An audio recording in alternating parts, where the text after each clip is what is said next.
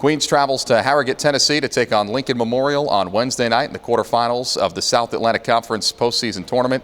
And Coach, you're into the SAC tournament for the first time in program history, 4 years into the league. I think in what's safe to call a rebuilding year, your first year here at the program, you still managed to take a major step and get into the conference tournament. What does that mean for the program? Well, I think it shows growth. It shows progress.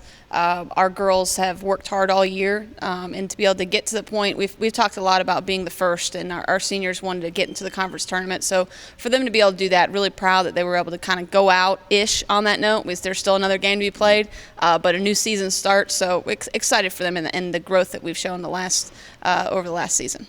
And they do it on a buzzer beater versus Tusculum on senior night. Maggie Stewart, the game-winning basket as time expires, 58-56, the final score.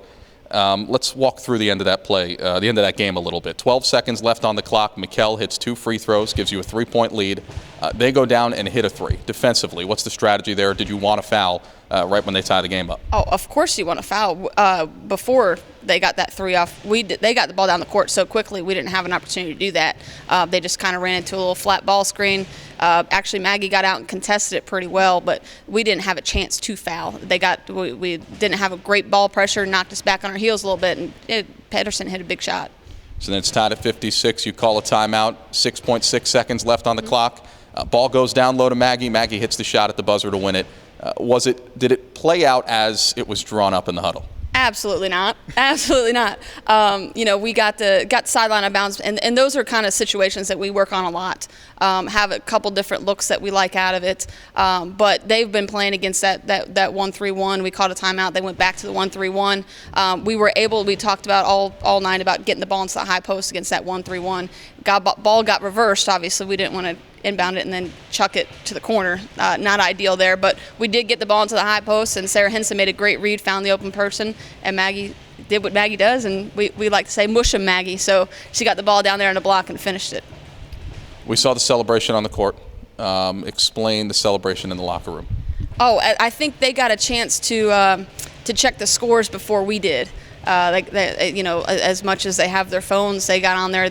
We knew what was at stake. We knew what we needed to do, and a lot of that depended on the other games that were going on, in the league. And to be able to have that moment with them was pretty special. I'm really proud of them, and just the sheer joy on the faces of Sarah and Mikkel and Maggie, and then taking those steps in the right direction. It was huge. It was pretty special. And it was all contingent upon the fact that Mars Hill and Coker both fall, and they did fairly decisively at the hands of Lenore Ryan and Carson Newman, respectively. You win the tiebreaker, you're into the postseason tournament. Something we've talked about this year is handling late-game situations. And you've said it's coming along, but it's going to take some time. We have to be there more.